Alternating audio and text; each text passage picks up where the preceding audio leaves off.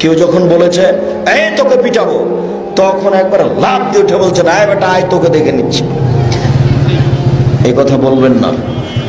আচ্ছা ঠিক আছে ভাইজান, কোনো ভুল হলো নাকি? আপনি এভাবে বলছেন কেন? ভুল হলে আমাকে মাফ করেন। এইভাবে আপনি নত হন, জান্নাত হবে। 6, বেগানা নারীকে দেখে চক্ষু নিচু করো, অপর নারীকে দেখে চক্ষু নিচু করো, আমি জান্নাতে নিয়ে যাব।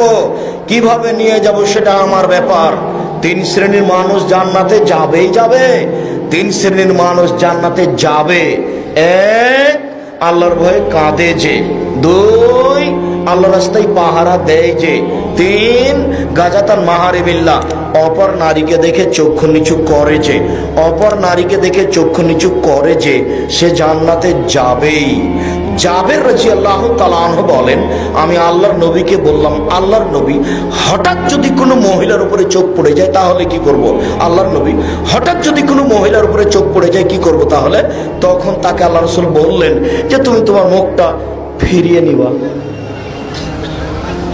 তার মানে টিভিতে যদি আপনি খবর শোনেন তাহলে টিভির পর্দায় ওই মেয়েটার রং মাখানো পতিতালয়ের মহিলার মুখের উপরে মুখ রেখে চোখ রেখে আপনি সংবাদ শুনতে পারেন না। আপনাকে এইভাবে বসতে হবে, এইভাবে বসে শুনতে হবে। আব্দুর রাজ্জাক সাহেব একটু থামেন, একটু।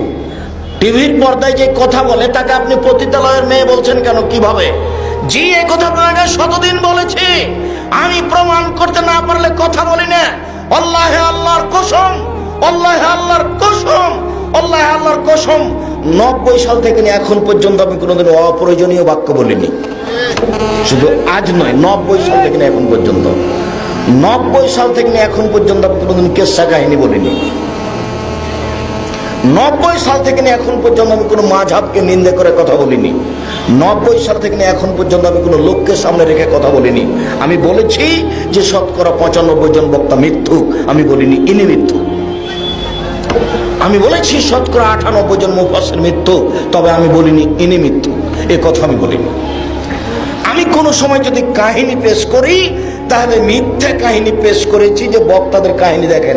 যেমন আপনাকে আমি একটা মিথ্যা কাহিনী দেখিয়েছি।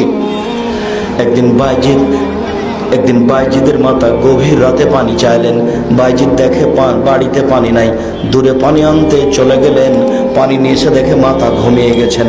বাইজিদ চিন্তা করলেন, এখন যদি আমি গিলাস রেখে ঘুমিয়ে যাই, আমার মা যদি রাতের কোনো অংশে পানি চান, আমি নির্ধারিত সময়ে পানি দিতে পারবো না। তাই আমি গিলাসটা হাতে করে মায়ের মাথার পাশে দাঁড়িয়ে থাকলাম। সকাল হয়ে গেল, মায়ের ঘুম